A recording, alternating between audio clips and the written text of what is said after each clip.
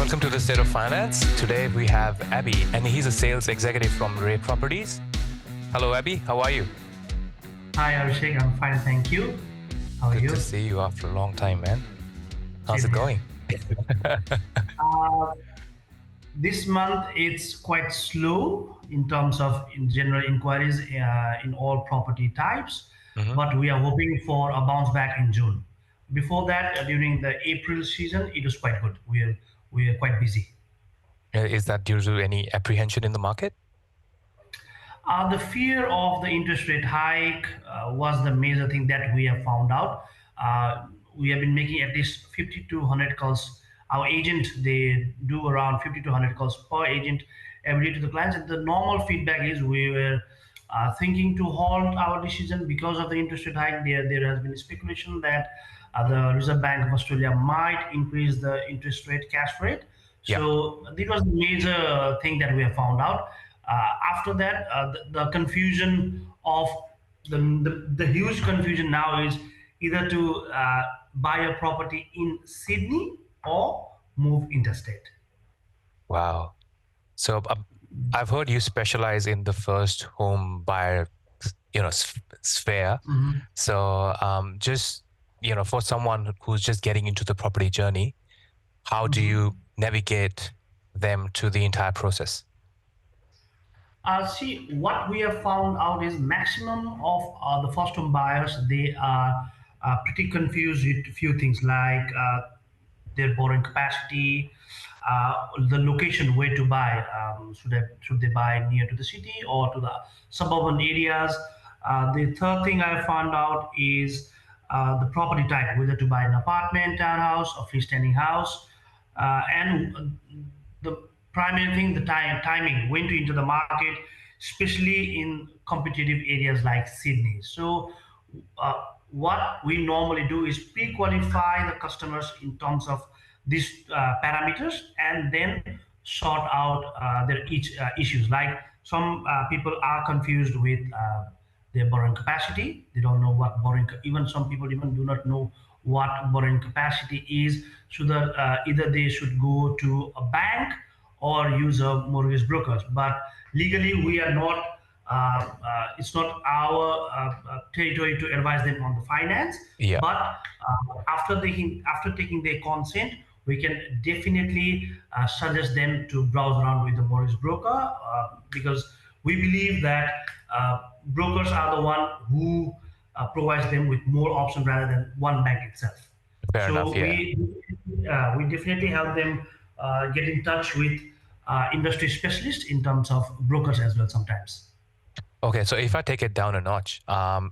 when we're talking about first home buyers, is there any Mhm. specific definition for first home buyers? There is in Australia. First home buyers in Australia are individuals or couples who are purchasing their first property, that too a residential property in Australia. Now, suppose XYZ marries a guy or a lady Yep. who has been previous homeowner in Australia, then they cannot apply for the first home. They are considered as Okay. a second home buyer. So the definition is pretty precise, but people understanding it might need a special, skill to understand it. The definition is pretty vague. Mm. So like I'm married, right? So if I have to buy a Mhm. property, so Mhm. we both can only buy one property. It can't be like me buying in my separate name and my wife buying in a separate name, and we both get the first home buyer's grant. It can't be done. All It right. can't be done. Okay. Also, both of you need to be the first owner of the brand new property, Mm. right? And also, you guys must not own any property in your previous past. Yeah. Okay, so now that I've say if I reach out to you guys, so Mhm. you said there are a few dilemmas, right? Like we have, what to buy and how to buy and how much to buy Mhm. for and where to get the finance and everything. So can you elaborate on these aspects as well, so that someone who's just starting out knows? I think you explained it really nicely that it's not wise to approach one bank, it's always good to approach a mortgage broker. Um, with the choice of property, where do they go? There's I've heard like if you get an apartment in the city, the Mhm. deposit that the banks are asking for is like 20%, 25%, 30%. And someone starting out might not have that much of money in the kitty. See, this is one of the. I don't know how it started. I don't know why these things are spreading like wildfire. You do not need a 20% deposit to buy any property in Australia. The thing is, you can even have 2% of the property price and buy a property. That is why there are different government schemes Okay. like first home guarantee scheme where Yep. you just need 5% deposit of the property price Yep. and you can own a property in Australia. Also this scheme allows you to save the LMI. Now LMI is something, it's called lender's mortgage insurance, that the bank charges you if you as a security bond if you fail to pay If you back the default. mortgage, Yeah. right? Yeah. So you can buy a property with 5% deposit. Now there is another scheme called a First Home Super Saver Scheme, Yep. where you can use your superannuation in terms of deposit, right? So assisting first home buyers by the government has been done in Australia after some things way before COVID, but most of them what I found out is post COVID, right? Like the stamp duty concession right now exemptions. Any first home buyer in New South Wales, if they buy a property under $800,000, there is zero stamp duty. Now, Wow. stamp duty is something that gets deducted from your deposit, right? So that's a huge chunk. If you calculate roughly 4% of $800,000, that's $32,000. Now, since the government has excluded stamp duty up to property of $800,000, this is a huge saving in terms of first home buyers, right? Now, talking about another scheme is the regional first home buyers grant. Now, there are certain incentives provided by the Australian government if you buy property in any state's regional area. Now, the main motto behind this is to encourage people to live in the bushes, generate a good economy in regional areas, and obviously attract more people in the regional areas. Wow. So if I just summarize that, so you've mentioned, so there's a first home owner's grant. The other thing Mhm. is the first home, the guarantee scheme for that Guaranteed scheme. 5% deposit. And then you have Mhm. the super saver scheme for the first home buyers. Then you have the stamp duty exemptions. And then there's something for the regional buyers as well. Exactly. Regional first home buyers grant. Yeah. Wow. So, and I'm assuming that uh, the, for all of these topics, a sales agent would not be the best person. I mean, you'll have to talk to the accountant, the mortgage broker, and all the parties involved. Basically mortgage broker, not Mortgage even the broker. accountant. Mortgage brokers are the one who have the knowledge, Yeah. who knows all the compliance as well regarding the mortgage industry, and also having a mortgage broker parallelly with a solicitor on your end who can Yeah. explain these terms even better. Right. So now that say a couple or a person has sorted all of this out, so one, they need a Mhm. mortgage broker, and you also mentioned solicitor. When does this solicitor come in? A solicitor is someone who is representing you, the purchaser, Yeah. uh, on behalf of the transaction made with the developer or the seller, right? Now, a solicitor, when the buyer, they are sure they are going ahead with the property, they now ask to issue the contract. Now, once the contract is issued, it's around like 350 pages plus. Now, no Yeah. one, I'm confident no one does that, although they sometimes tell me that they have read all the points, but it's more so I like people who are educated and who want to know more. I love challenging clients, Yeah. but maximum of my clients, they totally rely on the solicitor, right?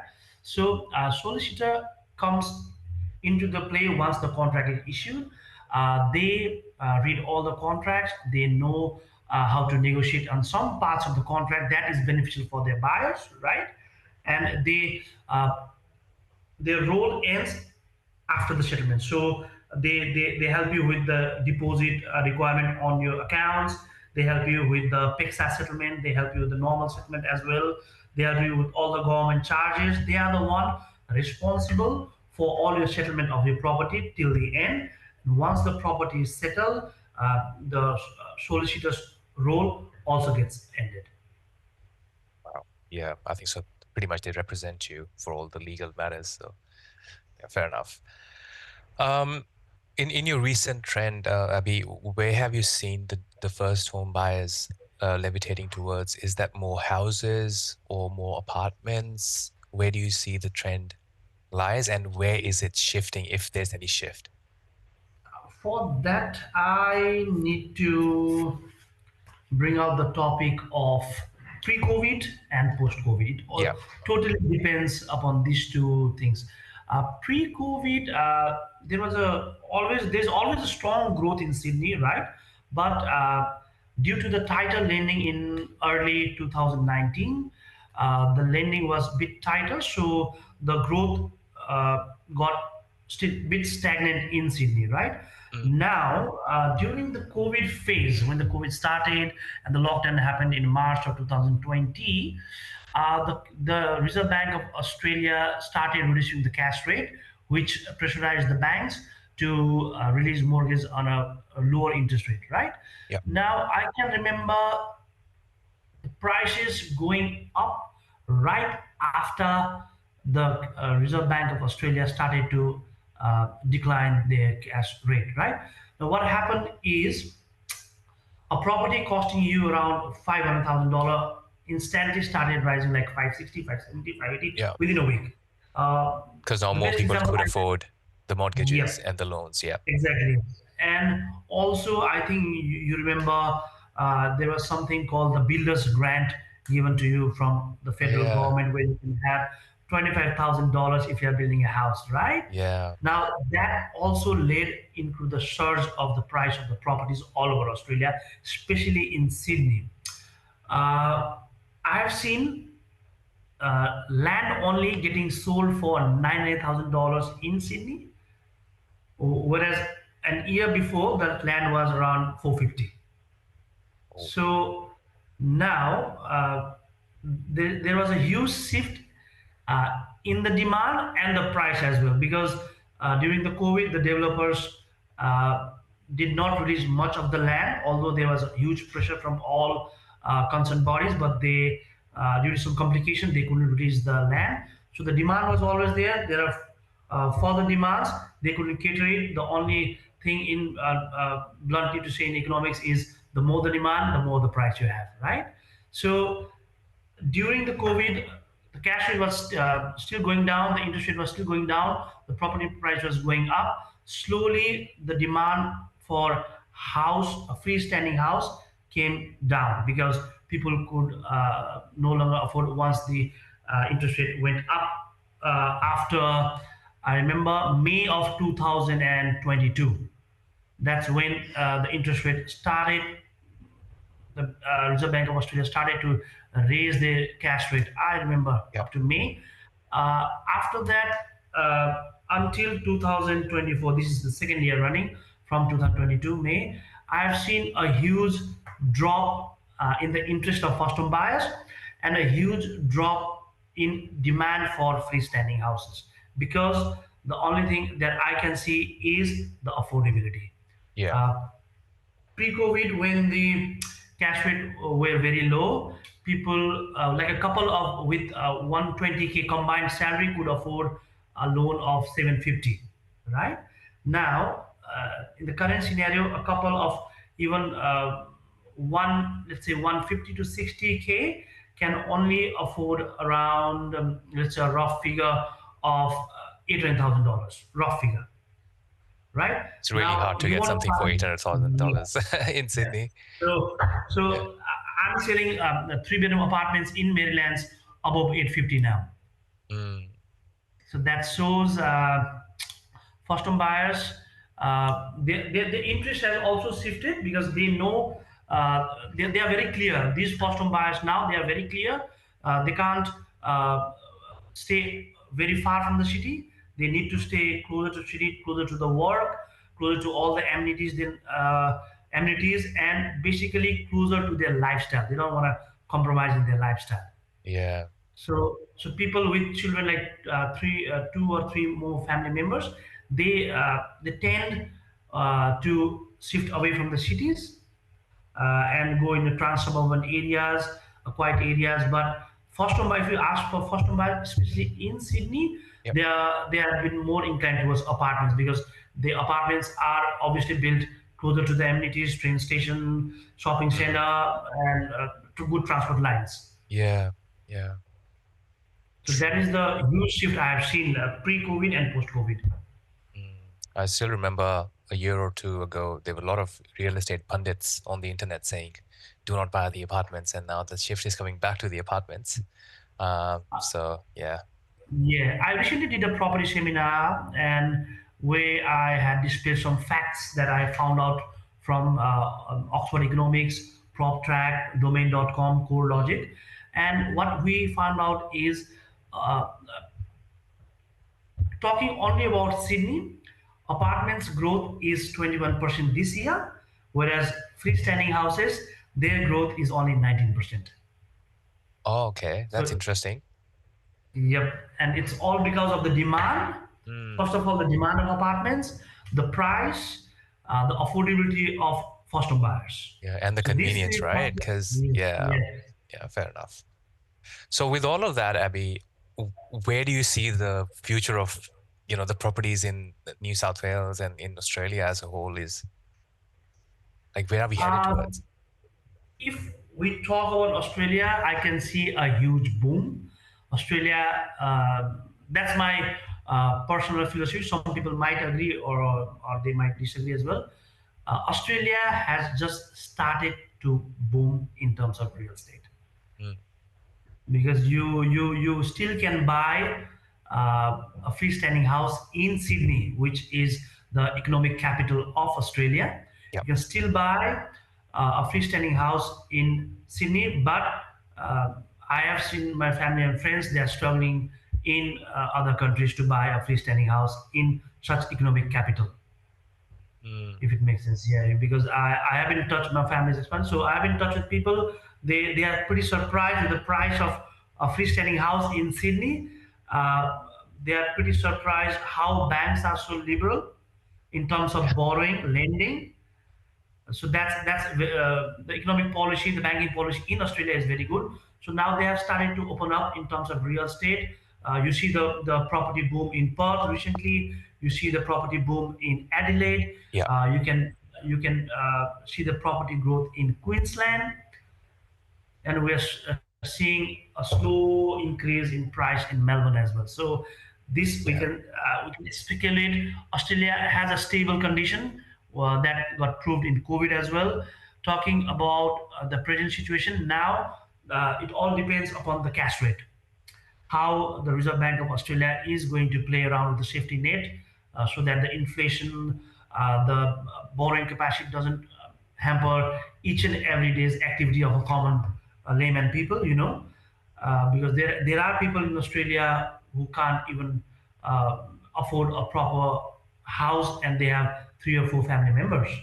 Mm, So that is one thing the government and the Reserve Bank of Australia should consider. Uh, Regarding Sydney, it's very unfortunate, but being straightforward, first home buyers, unless they earn a very decent amount of paycheck, the first choice would be apartments in Sydney. Apartments, and then you can obviously see option to buy any off the plan land, built in future if you like, if you can afford it.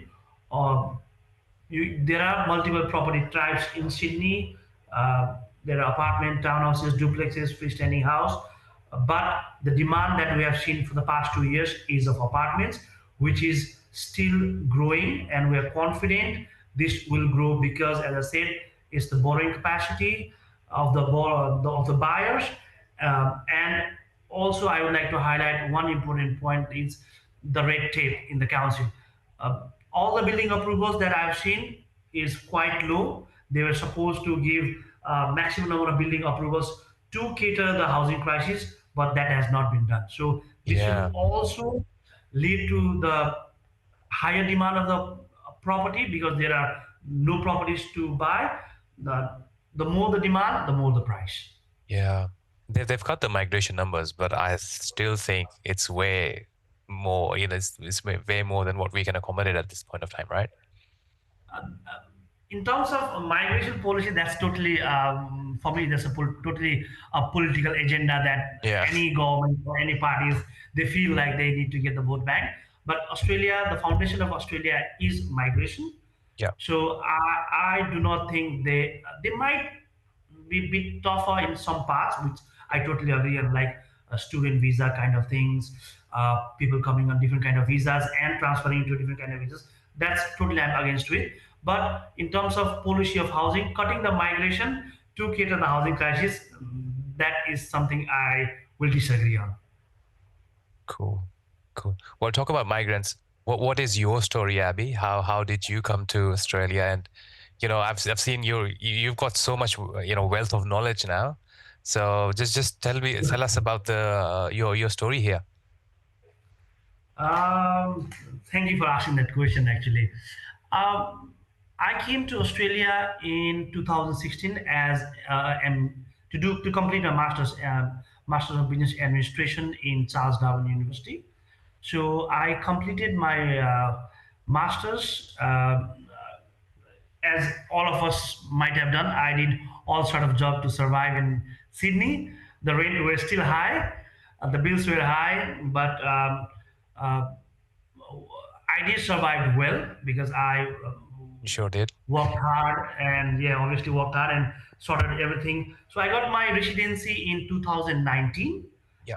19, and then straight away I had a feeling that I need to either on my own business, I have to have my own business, or I need to have something that gives me income in long run. So basically, where I come from, Nepal, we have we have seen realized that's a household thing that we don't realize back there, which I realized very late here, is obviously uh, on your little piece of real estate under your name.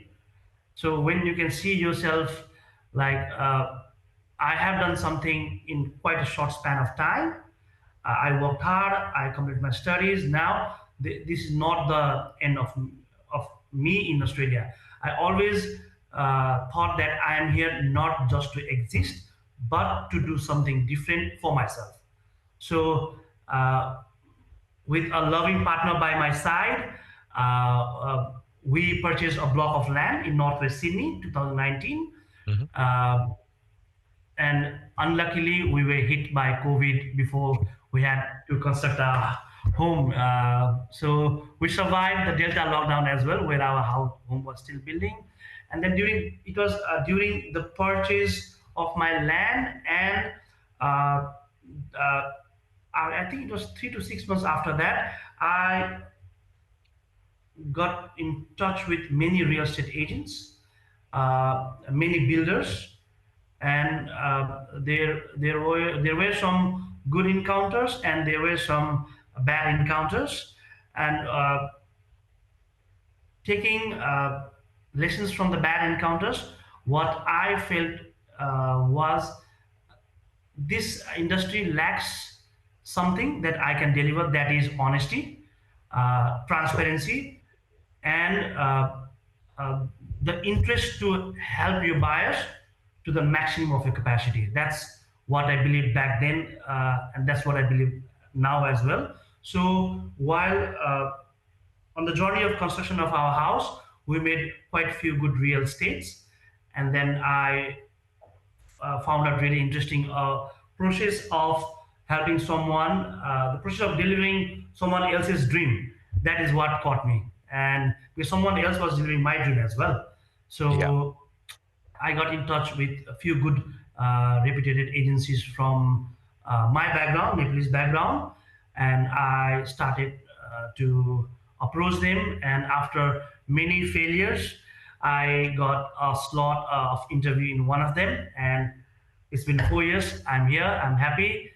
I've been a core member in this agency, Rey Properties. Yeah. So uh, after that, I am proud to say I have helped many first-home buyers achieve a small part of their dream. Wow, that's really powerful, Abhi. Uh, for someone who wants to become, I don't know, a sales agent, like a property agent, like yourself, how do they approach? Like, what are the courses they need to do? If you can tell the listeners in detail about it. Okay, real estate. You see, there's a stigma, sharp coats, sharp cars, sharp shoes, good money. That's totally true. I won't lie. That's totally true. But no one shows you the sacrifice behind all of that, right? So the first thing is you should have a clear concept of uh, because you have that responsibility of delivering someone else's dream. Yeah. So you should soak that in first. Like I am responsible for someone. That's the first thing. Second, you should see every day you when you wake up, you should think like I'm going to help someone. I'm going to help someone achieve their dream. I'm going to give the best of my ability. So anyone can start real estate, but there is an age limit of 18 years old. They can start with assistant agent, right? That's an entry level role So you have that to just start requires. after you attain the age of 18. Yep. Yep. Okay. And Sorry. that's just we call it assistant agent. That's how I started back in 2020. Okay. Yep. You need to have a certificate of registration, right? And first year you have an option to do a professional development course or convert your certificate of registration after working 1 year. You can convert that by completing certain units of the what do you call it, certificate 4 of real estate course.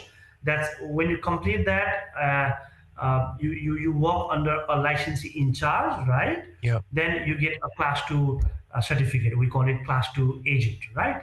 Now assistant agent is more of like an admin job. You assist class 2 agent, class 1 agents to conduct open houses, take like fill up the forms, like basic admin jobs, right? So You you said you cannot can say, become an assistant. Sorry, I'm cutting you there. You said you can become a assistant agent Mhm. by registering. Who is this registration with, and there, what is the criteria for that? uh, there are certain training providers Yeah. we provide you with the courses of the real estate and uh, assistant agent. They just need to complete 5 courses among the 18 and you get a certificate of registration by fair trade. Oh, okay. So is that like 5 exams you have to sit? It's not like an exam, it's like a unit to be completed and there are bulky assignments you need to do. Okay, right. So you do get tested. Yeah, definitely. That's what I love about Australia. They just don't they just don't rely on the academic Yeah. certificates. They try to test your skill. You have your verbal skill. You have your listening skills, readings, all those kind of stuff. So it's only after I've completed my 5 assignments, so these 5 modules or subjects, only then I become an assistant agent. Yeah. Once now you complete that, you get a certificate from your training. Yeah. Then you apply for fair trade, and the fair trade issues your number, and Yeah. you have the certificate of registration from fair trade New South Wales. Wow. So only then I can. Practice So real that's my estate. first step, right? Yep. So now what happens? So I have this certificate now from the fair And trade. then you go like me, door knocking every real estate company that you like to Yeah. work for. And if they're happy, if they believe in you, they give you the chance to start as an assistant agent, Yeah. right? When you work under the licensee of that company for 1 year, Yeah. you are eligible to get the course for class 2 agent, Yep. right? That also requires an experience as an assistant agent of minimum 1 year, All right? right. Gotcha. So you need to do further modules from the course. Once you complete that, you again apply in the fair trade for class 2 license. Now, once the fair trade gives you the class 2 license, you are now eligible to train an assistant agent under you. You are eligible to run open houses. You are eligible to sign the exclusive agency, any business transactions of real estate. So that's the peak of it, or is there anything above that Now, too? I'm coming to that. Okay, sorry, So I'm just jumping after, the gun. yeah, I know the questions. Yeah. So what happens that once you work for 2 years as a class 2 agent, Yeah. right? Now you are eligible to apply for class 1 license. Now you need to obviously do certain hours, right? You can obviously must have worked as a class 2 agent before, right? And you are eligible to supervise even class 2 agents, right? So you are responsible for all the agency operation. You are responsible for the compliance of the agencies. There are compliance not just from the real estate background. There are compliance from ATOs. There are compliance from fair work. So you need to be extra careful. That is why the eligibility for class 1 is at least class 2. 2 is working as a class 2 agent. Complete the modules again, you get the certificate, again apply at the fair trade, and then you get the diploma. Complete the diploma, you get a class 1 license. Normally class 1 license are often called as licensed real estate agent, LRA. So the licensed LRA, the licensed real estate agent, is similar to class 1 agent, right? They can obviously run their own real estate agency. Now they do not have the obligation to, you know, they do not have many restrictions as even class 2 agents, right? Now the LRA might be, the term might be different in different states. They might be called differently in different states in Australia, Yep. but This is New South basically, Wales specific, right? Yep. yeah. So basically, area LRA is the top in terms of top place in terms of the terminology in real estate.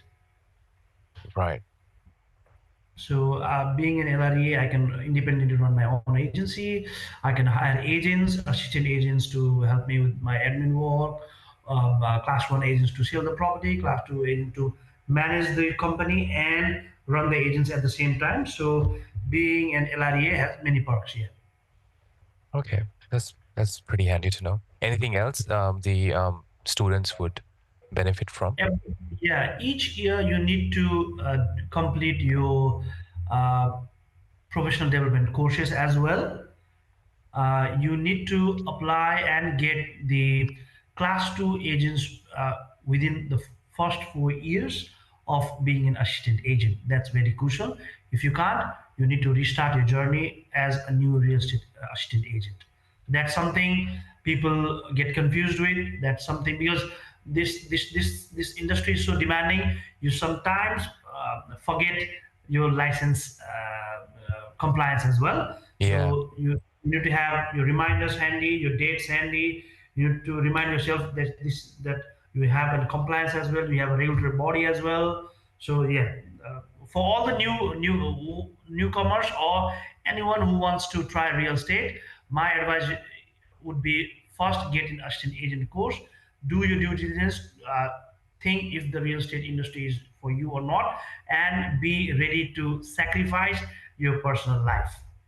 Wow. So yeah, I believe working 5 years rigorously down the line will give me 50 years of freedom rather than enjoying 5 years and working hard till 50 years. You know what I mean? Mm, So mm. real estate for me is giving the service, delivering someone else's dream with honesty and integrity, and then retire in a certain age when you feel you have done your part in this industry, Yeah. and lead live the personal life that you sacrificed, earlier. Yeah. Yeah. Yeah. Delayed gratification, like we call it. Exactly. So, do you think this is as you said that there's a 1 year experience you have to have, like for being an assistant agent, and then for class 2 agent as well. Uh, this is not for someone who's a part timer, yeah? For part timers, I would never use the term part time in real estate, if you ask me As in honestly. someone who's already, say, doing some other course or working part time. Yeah. So if you want to work part time, that's totally up to one's decision. But uh, you need to show that you have worked under a licensee in charge for 1 year. Yeah. They will obviously have the dates. They will obviously have the details where you have served as an assistant agent. So yes, uh, to be an assistant agent, you just need to do a course, 5 modules, get the certificate, apply for a job, get a job. You are hired as an assistant agent, but you need to work at least 1 year, show the results, and apply for class two agent. Now, after being class two agent, you need to work for at least 2 years as a class Mm. two agent. Yep. So what does a usual day in life look like for a real estate agent like yourself? And how is it different on a weekday or a weekend? I'm assuming weekend would be more heavy for you guys. Uh, I often say these things as a joke in front of my family. Like Saturday weekends are the days where I open my shop. That's how Yeah. I humorously put it, right? So weekdays are for preparations. Weekdays are for follow-ups. Weekdays are getting all your weapons before you go battle in the weekend. So if you ask for a real estate agent, Monday we conduct a sales meeting every Monday. There's a strict time. We conduct a sales meeting, asking all the agents about the follow-ups, how the weekend inspections were, and Monday is uh, the day where we strategize the upcoming week. Yeah. We strategize what we can improve, where we lack. So Tuesdays, Monday, starting from Mondays, we start our follow up. Tuesdays is a normal follow up. We have normal inspections because in Australia there are people who work on weekends and free on weekdays. So Yeah. you need to uh, keep in mind these kind of clients as well. So Mm. weekdays are all Tuesday, Wednesday, Thursday, Fridays. They're normally for follow-ups. Get prepared for the weekend. Friday, we have another meeting like to see the number of appointments that we have on Yep. Saturdays, even sometimes on Sundays as well. And I personally, I get involved with the agents, asking them what kind of clients they have, what is their preferences. So Fridays is the second most important day in a real estate agent's life because we have to go on a battle on Saturday. We have challenging clients, we have challenging developers where we need to get the stock from. Yeah. There are pressure from different concerned authorities like the ATO, Real Estate Institute of New South Wales as well, the compliance body. So being an agent is a flexible job. At the same time, it is not. It's challenging as well. Yeah. I know what you mean. Yeah, Yeah. because I have a doctor appointment. I can leave at 3 o'clock, finish all my work earlier. I have my family function. I need to stay at home, assist them. So I have the privilege to work from home as well. So that's for the full time agent, right? The part timers, you need to work even harder than us, Mm. than the full time agents, because it's 100% time and effort in real estate because I understand your question where it's coming from. Some people might have some courses or they are busy with their life as well Yeah. and considering part-time. For them, I would like to say you guys need to work 200% more because we are working 100% more. Well, that helps. All right, Abby. Thank you so much for your nuggets of wisdom, and I'm pretty sure all the listeners will benefit highly from all your experience, your market Mhm. insights, and as well as the career advice that you've given. So hope to get you again on the podcast. And thank you so much, man. Sure. Thank you, Abhishek. Thank you for the chance. Take care. Bye. Cheers. Bye bye.